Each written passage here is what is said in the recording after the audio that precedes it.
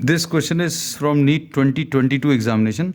The statement of the problem says a capacitor of capacitance C is equal to 900 picofarads is charged fully by 100 volts battery B as shown in the figure. ये capacitor है, ये battery है, इसको अभी हमने fully charge किया है. Then it is disconnected from the battery and connected to another uncharged capacitor of capacitance C. Same capacitance का अब इन्होंने क्या किया, इधर से बैटरी हटाई, बैटरी हटाकर एक और कैपेसिटेंस लगा दिया. तो अब इसमें अभी हम लोग कहते हैं कि पहले आपने फर्स्ट कैपेसिटर को चार्ज किया, सोर्स ऑफ चार्ज को अलग कर दिया, फिर उसकी जगह अभी उन्होंने सेकंड कैपेसिटर लगाया.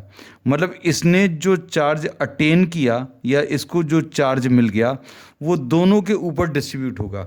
मतलब जितना टोटल चार्ज पहले मिला था वही दोनों के ऊपर बाद में भी उतना ही होगा. मतलब इसमें कंजर्वेशन ऑफ चार्ज यूज़ होगा. तो सबसे पहले तो first capacitor is of 900 पिकोफैराड्स. V1 कितना दिया है, V1 इज़ 100 वोल्ट्स. आपने इस कैपेसिटर को 100 वोल्ट्स तक चार्ज किया.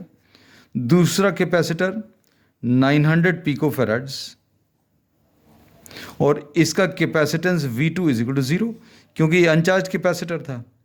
अब क्या बोला, अब इनिशियली चार्ज कितना आ गया, चार्ज कैसे मिलेगा, charge will be given by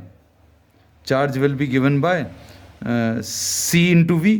तो C1 into V1 plus C2 into V2 शुरू में ये. अब बाद में कितना आ जाएगा, C1 into V plus C2 into V.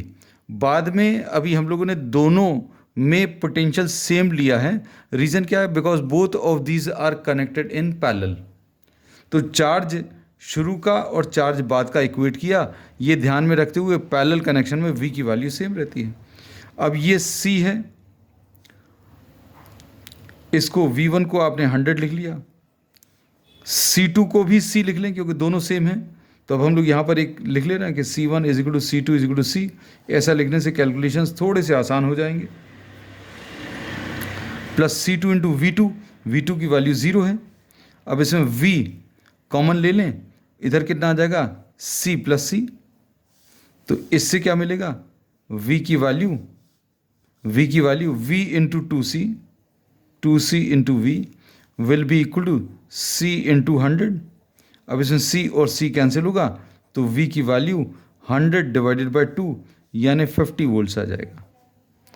और नहीं तो अभी आप चाहें तो डायरेक्टली फार्मूला यूज़ कर सकते हैं. V is equal to C1 V1 plus C2 V2 upon C1 plus C2. ये फार्मूला यूज़ करके भी अभी आप ये कॉमन पोटेंशियल निकाल सकते हैं. This is termed as what, common potential.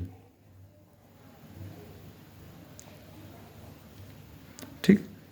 अब इसके बाद हम लोगों को क्या कैलकुलेट करना, द इलेक्ट्रोस्टैटिक एनर्जी स्टोर्ड. तो एनर्जी स्टोर्ड कैसे मिलेगी, half C1 into V square plus half C2 into V square. अब ये फिर से अभी हम लोगों ने V सेम क्यों लिया, क्योंकि these two capacitors are connected in parallel. और हम लोग इसको क्या लिख लेंगे, half C into V square plus half C into V square. Reason क्या है, C1 और C2 इक्वल हैं और दोनों इक्वल टू C लिखा है.